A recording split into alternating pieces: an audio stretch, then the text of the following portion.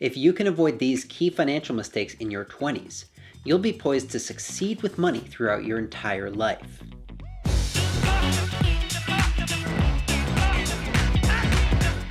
Hello and welcome to Practical Personal Finance, where you get the information you need to understand and succeed with money. I'm Andrew Shear, and for most of my 20s, I had a pretty poor relationship with money. I made a lot of mistakes and learned a lot of lessons the hard way.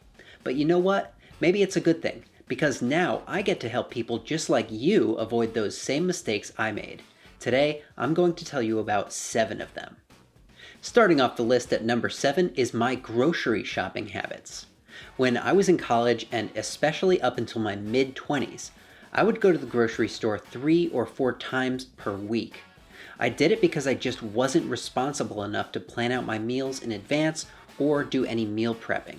So every couple of days, I would drive to the store, no plan, no list, no budget, and wander the aisles, picking out whatever I felt like eating for the next day or two. I ended up making a lot of impulse purchases and spending a lot more money on food than I should have been, considering my age. Not to mention the amount of time I wasted shopping for groceries so frequently. I could have been doing something a lot more productive with those hours. But alas, when I got married to my wife, I finally got my act together, planned out meals for an entire week at a time, and began meal prepping, which was one of the real keys to getting to where I'm at now financially.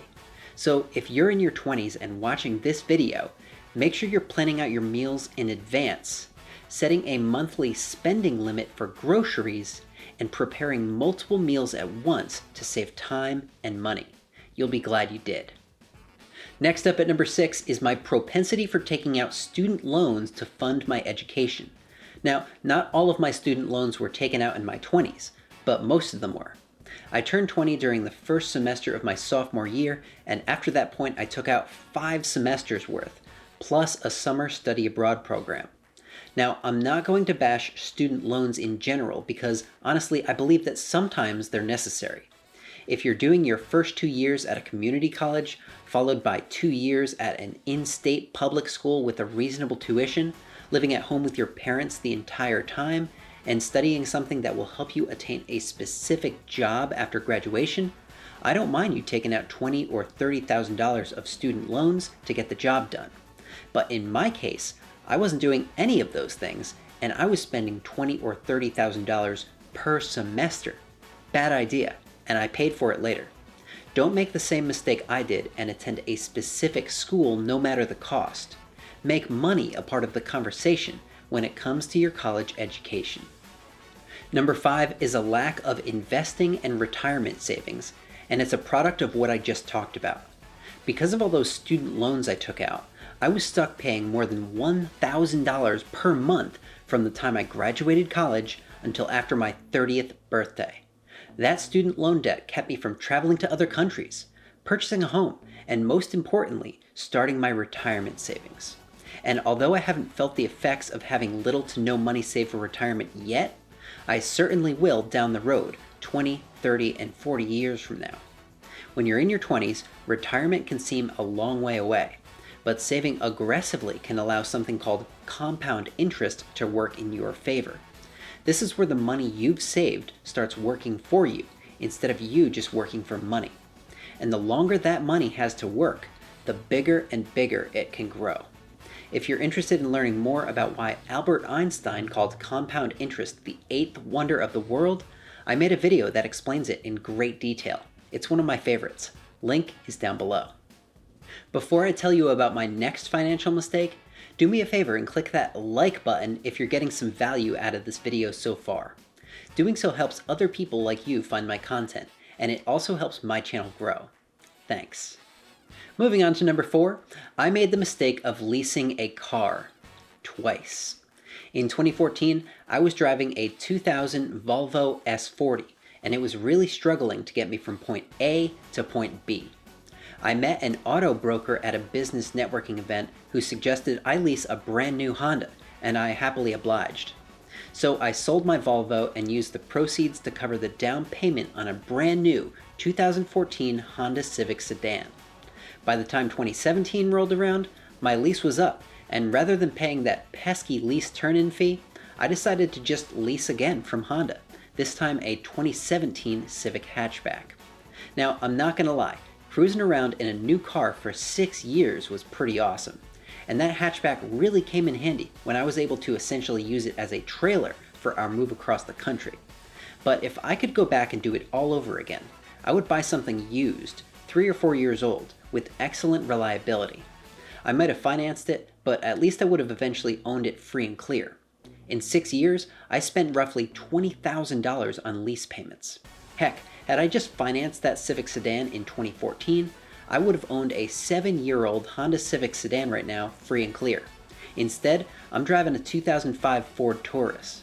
Not that there's anything wrong with driving an '05 Ford Taurus, but I'll take the Civic any day. That's a no-brainer.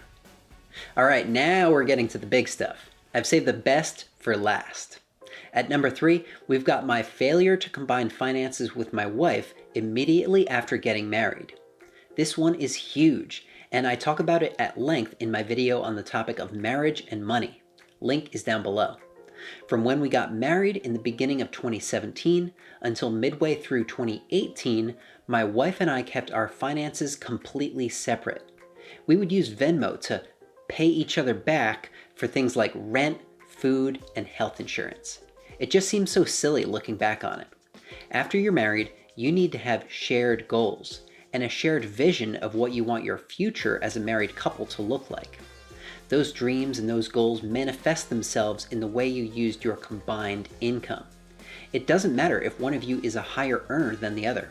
It doesn't matter if one of you brought more debt to the marriage than the other. And it certainly doesn't matter if one of you needs to spend more on something like medical care than the other.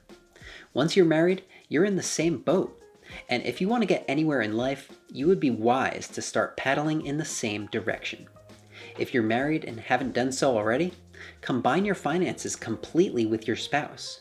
Close your individual bank accounts and get a single joint account you both use.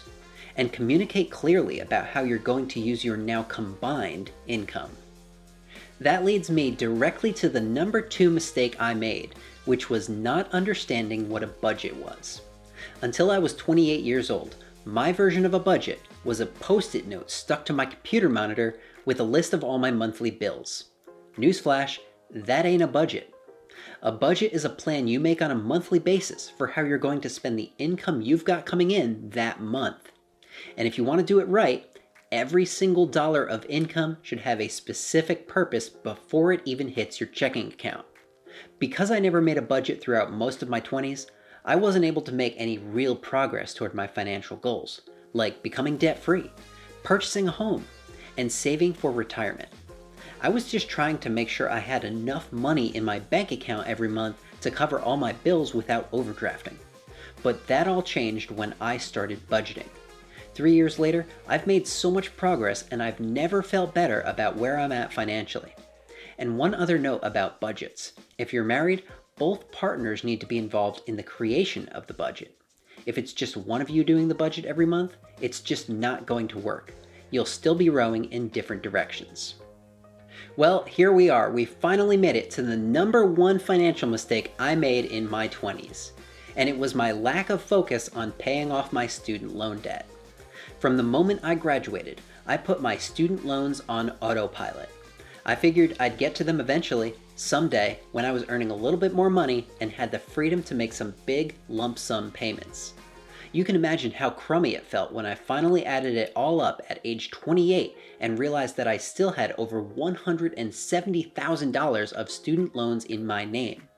It honestly made me sick to my stomach thinking about that number, after making monthly payments in excess of $1,000 for 6 straight years. It still makes me shudder just thinking about it. Thankfully, after 6 years, I finally woke up and realized my strategy was bogus. That's when I decided I was never going to lease a car again, when I combined finances with my wife, and when I started making a budget every month. And guess what? Less than 2.5 years later, all of that student loan debt had vanished. We had become debt-free. And honestly, it's the best feeling in the world. What are some financial mistakes you've made in your life? I would love to hear more about what you learned from them. Let me know in the comments. If you enjoyed this video, you'll almost certainly enjoy my debt-free story. Click right here to watch. And if you'd like to show your support for my channel and the content I create, click right here to become a subscriber. As always, thanks for watching. I'm Andrew Scheer, and I'll see you next time.